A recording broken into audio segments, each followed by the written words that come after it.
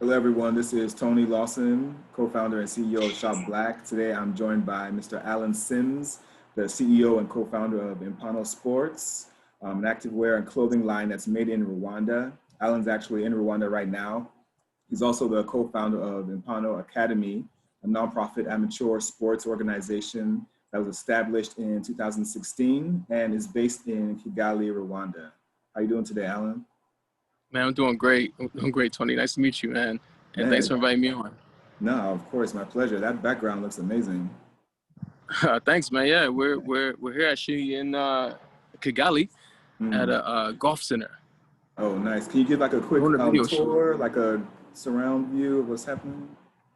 Yeah, for sure, man. So this is actually in the construction right now, so I probably shouldn't be showing you all this. But if you look up, man, this is the piece of the city. Mm.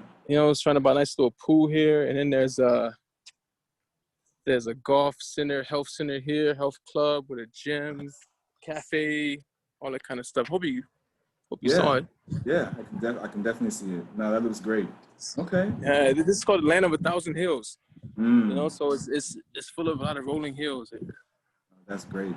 So what took you to, why Rwanda? Why did you decide to move back there? Actually, let's start before then. What is your background? Obviously, you're an athlete, former athlete, now coach. How did you get started in that, and what took you to Rwanda? Right. Yeah, man, I was former track and field athlete. I was a jumper. Went to USC, Southern Cal. Competed there, did pretty good. Went professional. Went to world champs a few times.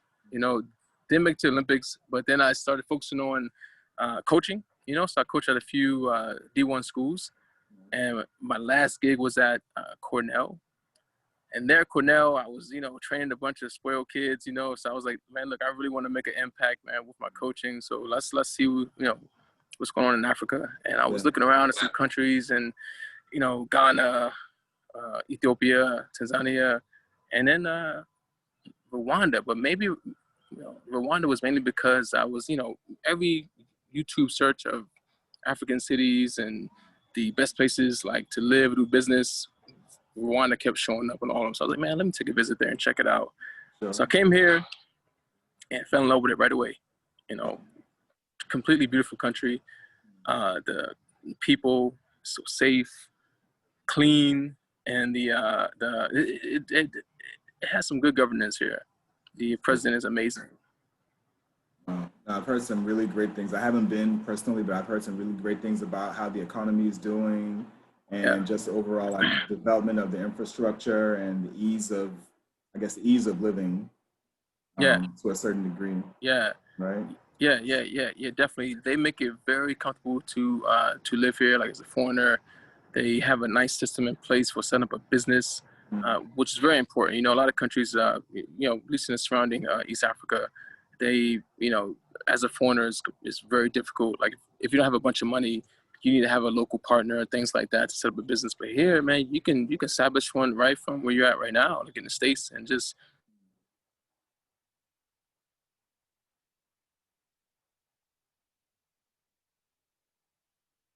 I think you froze up.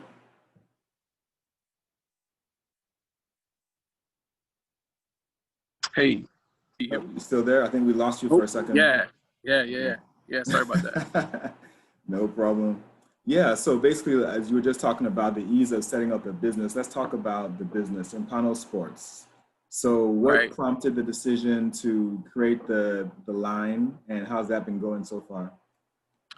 Right. So it's been going amazing, man, because like I said, this is one of those countries where they really support, small local businesses, especially businesses that are made in Rwanda. They really, want to promote the local production or the local manufacturing of the businesses here, right? So when I first came here, I wanted to get involved into the coaching and, wanted to establish myself as a track and field coach and looking for different opportunities to work with youth athletes.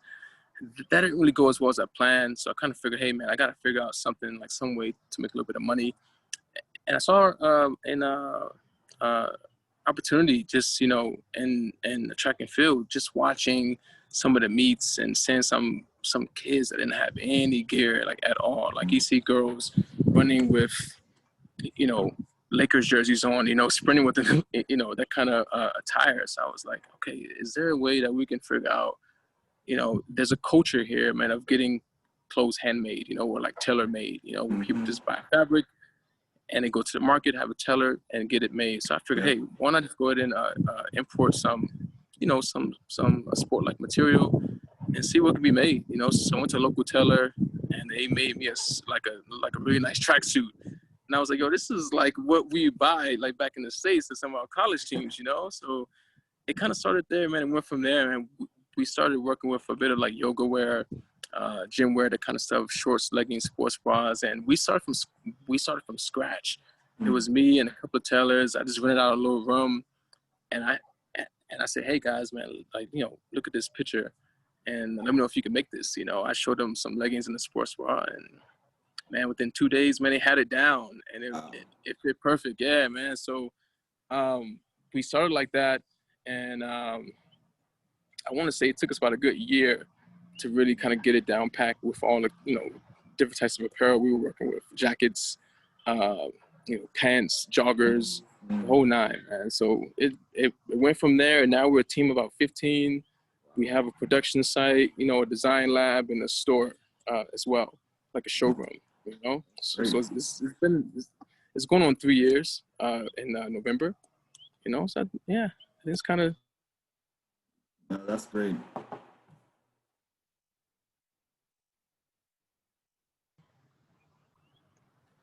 Oh, you froze up a little bit again there. Yeah, I think that might happen a couple more times. We'll be all right. Okay. So, yeah. So okay. So the move to Rwanda. Let's talk about that a little bit. So there's this romanticized, I guess, idea about like moving back to Africa and, you know, everything's going to be great. And there's the idea of you don't move there because there's war and it's, you know, war torn and you're going to get attacked by some whatever rebel group. So what have the most fulfilling experiences been for you so far? And what have the most challenging been? Right. So, I mean, you know, a lot of ups and downs. I was one of those African Americans who was like, man, you know, I gotta get back to Africa. You know, I saw myself as a Pan-Africanist, and I was just determined to, you know, since 2007, I've been determined to kind of get back here. And because I had this notion that, you know, this the motherland, birthplace of humanity, first people on the planet, you know, it's all this stuff that, you know, anybody who's more, you know, Afrocentric is kind of thinking and talking about. But when I got here, and most importantly, the idea of brotherhood and family, I just assumed that, you know, all Black people are just, you know, it's just all love, all family here, right? Because you're Black, right? But then I got here, man, it was complete like rude awakening, man, and I should have known, right? Because you know, everybody here is Black, right? So there's no white experience here, so it's kind of like the value for Blackness is not really there as far as a skin tone, right? Like, you know, everybody's Black, so like, why are we, you know, so why are you my brother, man? Because you Black, everybody's Black, right? So I kind of got hit with that, man, right away, and it was like, you know, not you know, at the same time, you're not, you know, Rwandan, but you know, like you're also light skinned as well. So like you're like a Mzungu, right? So Mzungu is kind of a term here that means white. So you know, that hurt, man. I'm sure. Know, I was like, man, that hurt, man. I was like, hold on, man, what you talking about, man? How am I white, man? I'm here because I'm Black, man. You know, so all that kind of stuff, man. I got hit with that a little bit, man, and then got hit with the cultural differences, man, and just trying to understand the people. And they're completely different background.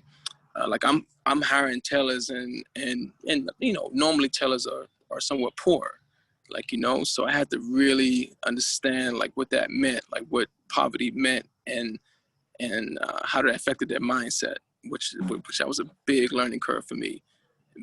You know, I'm thinking that things like should be normal, common sense, where with them it's like, hey, this is completely brand new for us, man. So, you know, like, give an example of something like that.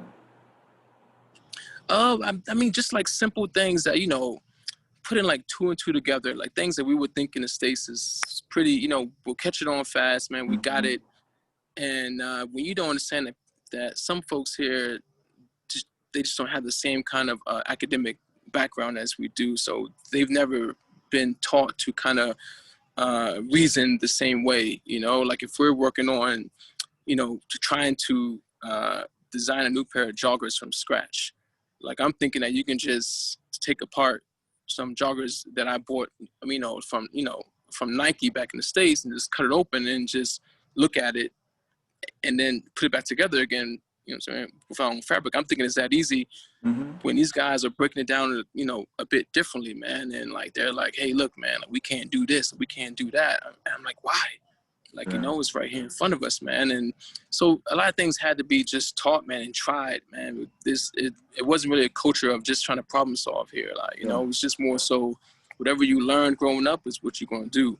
So just trying to, you know, push them to solve problems, you know, within garments and things like that was just crazy experience, man. And I mean, I've had folks come from the U.S., man, and look at things and be like, this seems pretty easy, man. I'm like, oh, man, it ain't that easy, man. Like, if you're supposed to, you gotta learn, you know? Right. But then, I mean, once they got it, man, it was just like took off, man. Just like, you know, it was something huge, man, you know?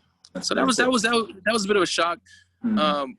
But otherwise, man, when it came to the support from the government, I mean, you know, there's a huge Made in Rwanda initiative here, which they really try to make sure, you know what I'm saying, people who come here to like build here and to build skills here and just like promote the country, they really back you, man. And it's a really good experience, all right? So they have, you know, some incentives here where there's no taxes on importing the fabrics, raw materials.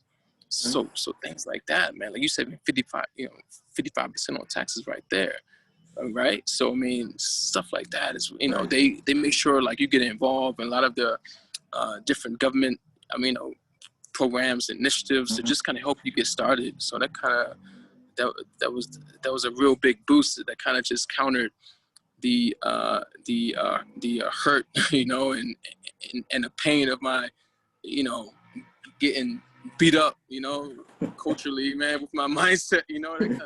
So anyhow, it kind of bounced itself out, man. And, you know, I'm still here, man.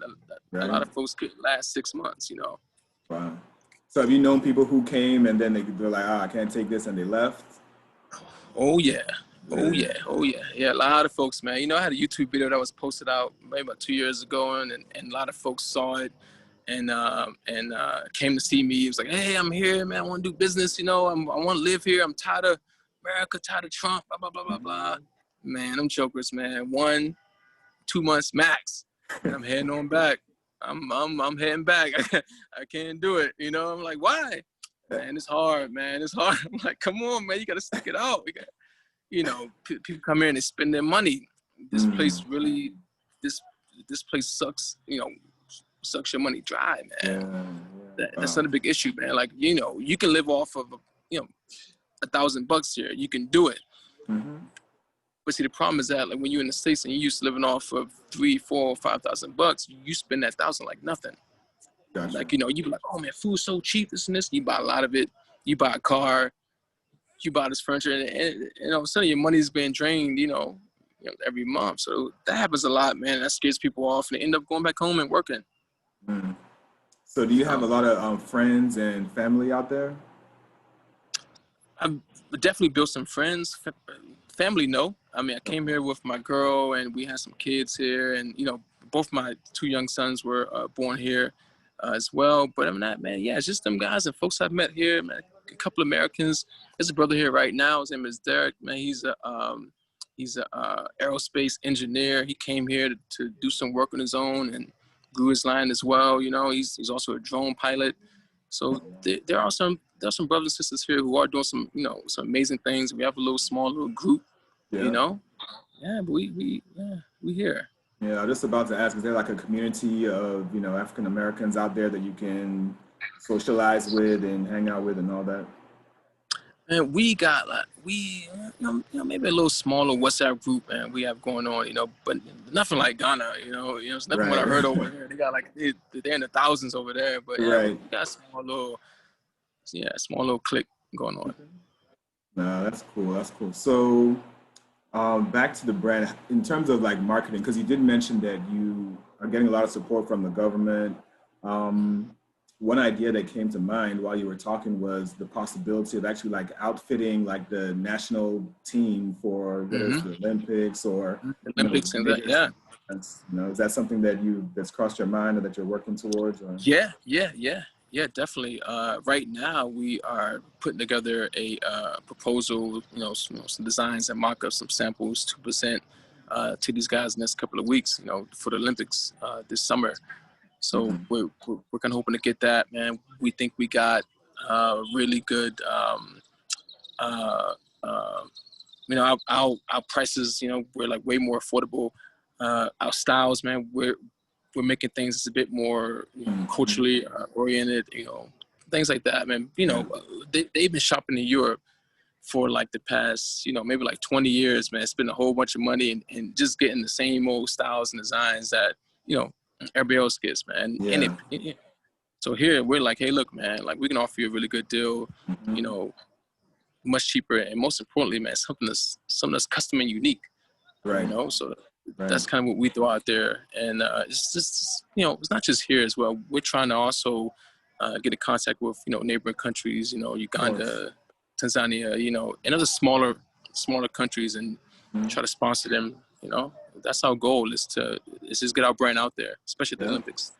Yeah, Yeah. because there's no major like African sportswear brand. So that's Right. like the amazing thing about, doing business in Africa. Like if you find like the right niche, the right pocket, you could be like, you could grow it to something Yeah. like the Nike of Africa, the Yeah. Nike of whatever country you're in, because the opportunity is Hmm. there and no one has really paid attention to it. And everyone's focused on importing stuff that already exists as opposed to like building something, something that's made there. Yeah, man. Yeah, I mean, that's kind of how we evolve now. I mean, we are looking at trying to just dominate the market, man, and be like the Nike or Adidas of Africa, man. We're focused on Hmm. Black people. We are 100% Black owned. Yeah, All our clothes are Black made. We yeah, make it right here. We're that's our that's the ultimate goal, man. Is to to be the brand, yeah. the brand for Africa, for the diaspora, and just for Black people. Period. I mean, Like if you go on sorry. Instagram. I'm sorry. Yeah, no. If you go on Instagram, all you see is Black. And I'm not saying I ain't racing up like that. I'm just saying like we need something for ourselves. So Right. that's been my focus. Over the And past the like 2 years. great thing is like, I guess African products usually have like the stigma or the reputation of being like low quality, but your stuff Hmm. is clearly high quality products, like Yeah. from the fabric, even just to the branding on your website and the styles that you Yeah. use are like very, very impressive. And I saw some like eco-friendly material Hmm. as well. Hmm. So I think you're doing a Yeah, great man. job. For sure, man. Thanks a lot, man. Yeah, we really focus on that, man, because that's one of the stigmas that we're just trying to combat, man. We're trying to make sure our stuff is quality, Mhm. affordable, and we want to be competitive with the big brands, man. So, Yeah, once yeah, and but, at the same time, we're still growing, we're still learning. Our sure. team is getting bigger. We're still teaching, like, so it's developing, man. It's evolving, and That's we what's up.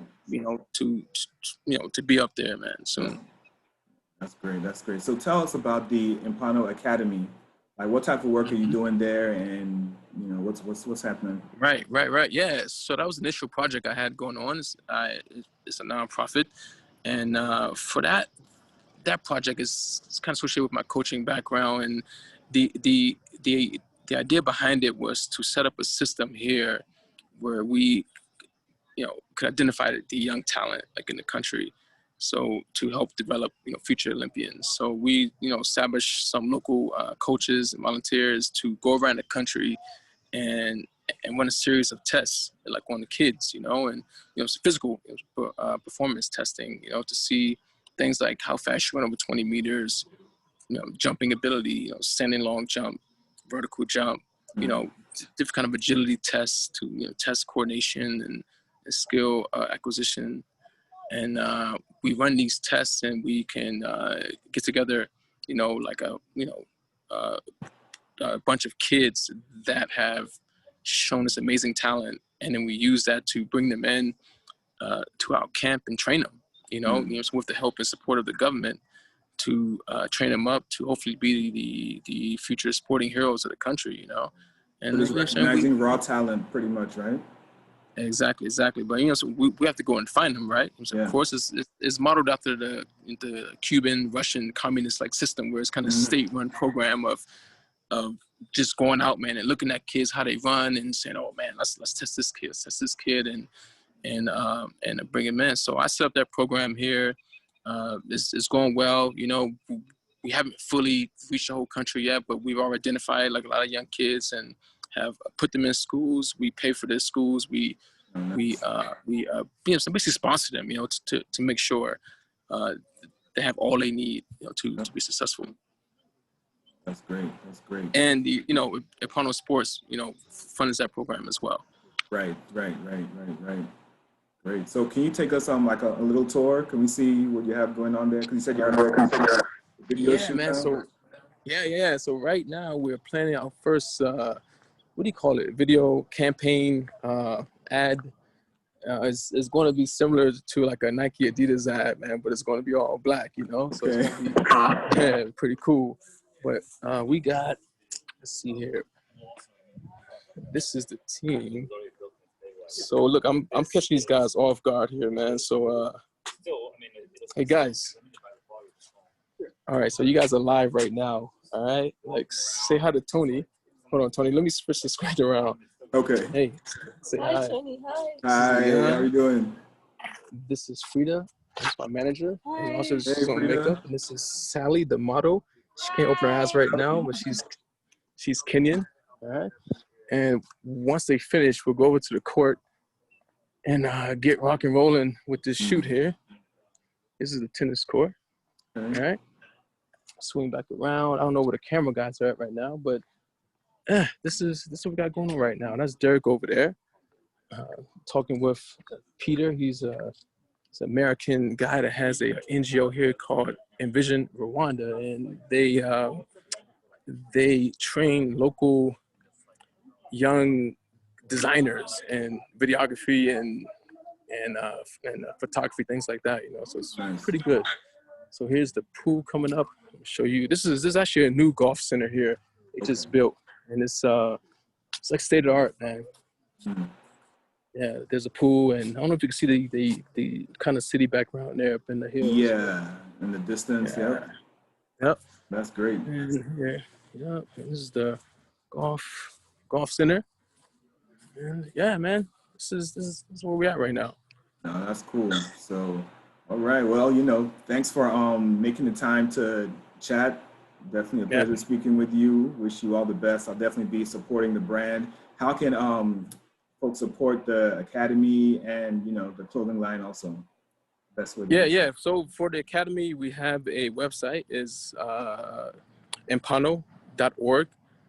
And the Instagram is Empano Academy.